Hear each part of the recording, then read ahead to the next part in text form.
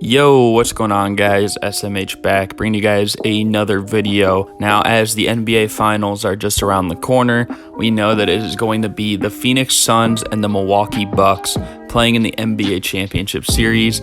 And I'd like to tell you guys a little bit more about this history between, this little under-the-radar rivalry, per se, because these two teams go way back, and it should be an interesting story. We're going to just kind of go through it from the beginning in a timeline fashion.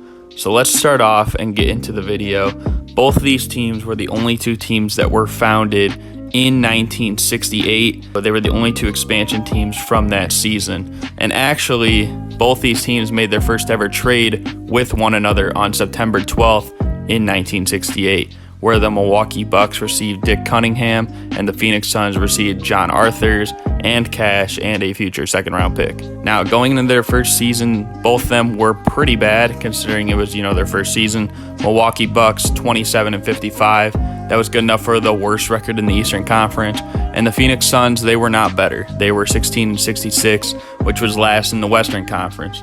Overall, they had the two worst records in the NBA, and back then, when it came to the draft lottery, they would determine the first pick with the worst two teams by way of a coin flip. And so the Milwaukee Bucks and the Phoenix Suns took part in a coin flip, and the ultimate winner in the 1969 draft lottery was the Milwaukee Bucks. And since they won, they actually got to draft this guy named Lou Alcindor. Kareem. The Phoenix Suns, though, it wasn't a total L. I mean, obviously they didn't get Kareem, but they drafted Neil Walk. I mean, he averaged 15 points and 9 rebounds a game in his few seasons with the Phoenix Suns. Now, by 1974, especially since the Bucks had, Kareem, they had just got Oscar, still had guys like Bob Dandridge. They led the Suns 32-8 all time, including a 10-game winning streak by just 1974. Now we're going to start traveling a little bit into the future with these two teams, moving over to 1988 on February 25th, when they actually traded with each other at the first ever NBA trade deadline. In this trade, the Milwaukee Bucks received Craig Hodges, the 1988 second-round pick, which also became Andrew Lang, and the Phoenix Suns got Jay Humphries, who really wasn't that bad. Now, over the course of time, the Suns would start to flip the switch and would actually start to turn this into a more evenly matched rivalry. In fact, they even won up the Bucks with an 11-game winning streak during the Charles Barkley era in the mid-90s. Now, in 1996, this is kind of their big year together where they made two trades. Neither of them were too game-changing per se. The first trade was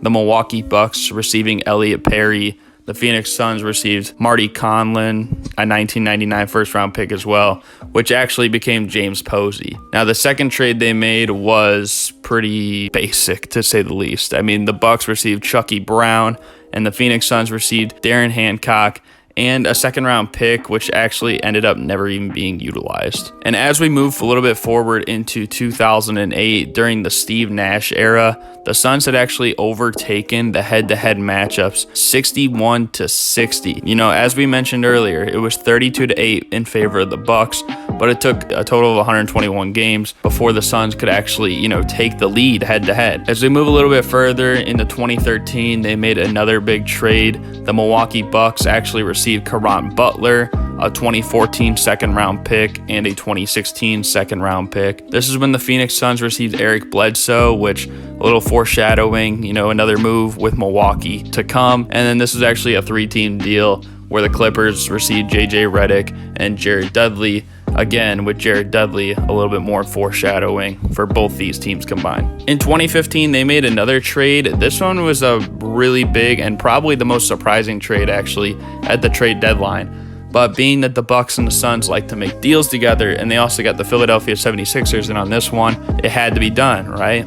So the Milwaukee Bucks, they received Michael Carter-Williams, who was just coming off his Rookie of the Year season in his sophomore year at this point. They also got Tyler Ennis and Miles Plumlee, back when Miles Plumlee was still, like a good NBA player. The Phoenix Suns had received Brandon Knight, who many thought would actually be an NBA All-Star in this season, and a lot were surprised, including myself, that the Bucks actually traded him after he just barely missed the cut. They also received Kendall Marshall in this big trade as well. Now, the Philadelphia 76ers part of this is kind of interesting, even though it doesn't have anything to do with this rivalry, but they ended ended up receiving a 2018 first-round pick, which actually became Mikal Bridges. And it's funny because on draft night, the Suns traded back for that in exchange for Zaire Smith. Now in 2017, just as we were talking about Eric Bledsoe, another trade to come, and this is where it is. The Milwaukee Bucks received Eric Bledsoe straight from the Phoenix Suns and ended up giving them Greg Monroe, a 2018 second-round pick, and a 2020 first-round pick, which just became Desmond Bane for the Memphis Grizzlies this year. And their trades even go as far as this season,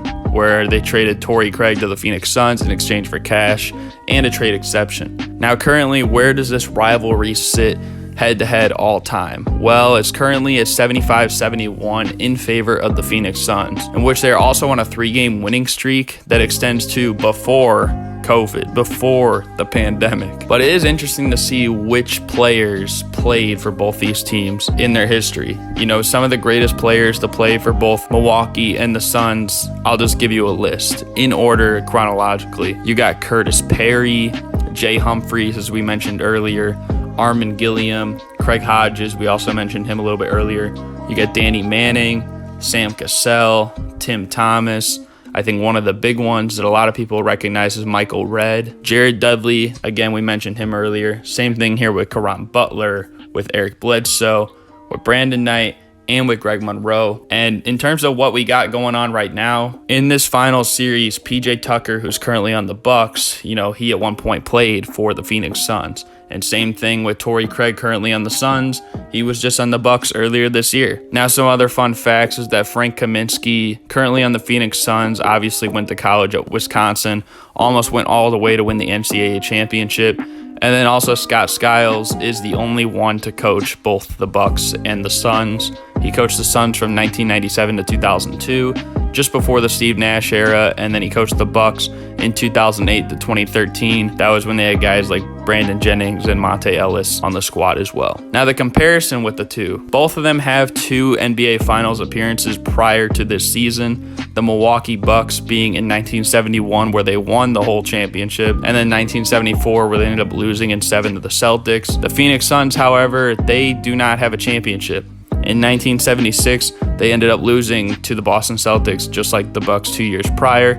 And in 1983, they lost to Michael Jordan, Scottie Pippen, and the Chicago Bulls. Now, in terms of playoff appearances, the Bucks currently have 33 all-time, and the Phoenix Suns have 30. It doesn't get much closer than that. Division titles, the Bucks have 16, and the Suns have 7. Of course, you know, Phoenix being in the division with the Lakers and the Warriors is going to be a lot harder than, you know, the Bucks, who haven't really had too much competition other than maybe the Bulls in the 90s. And, you know, the Pacers were always a solid team as well. The best record in their conference, the Milwaukee Bucks have done this 5 times in history, and the Phoenix Suns have done it 3 times. Now, in terms of the best record in the NBA, the Milwaukee Bucks have done this for 4 different seasons, and the Phoenix Suns have done this twice. Unfortunately, neither of these teams did it this season. That was the Utah Jazz. Overall record is actually really interesting as well, because these two teams are very close. The Milwaukee Bucks are 2,231 wins and 2,048 losses, which is good for about 52.1% win percentage. Whereas the Phoenix Suns, you know, they're 2,271 wins with 2,008 losses,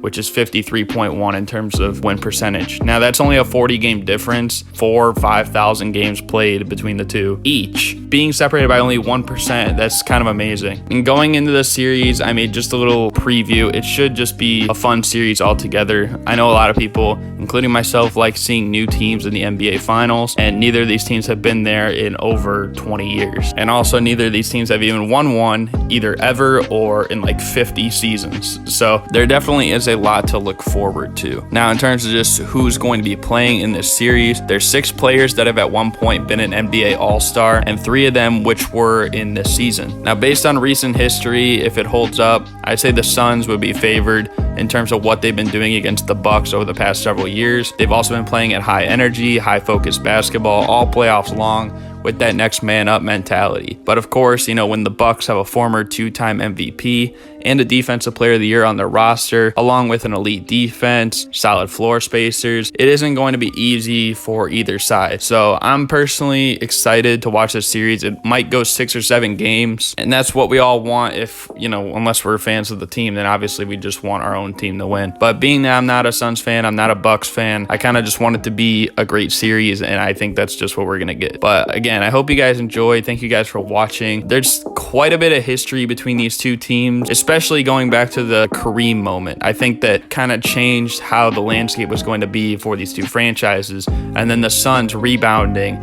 you know, when they had the Charles Barkley era and the Steve Nash era, to make this an even rivalry all time. I think that's something that's pretty remarkable. And if you enjoyed this video and haven't already, be sure to like, comment, and subscribe. Let me know what you guys think about this little rivalry. But again, yeah, thank you guys for watching. I hope you guys enjoyed. And I think that's going to do it for me. So I'm out. Peace.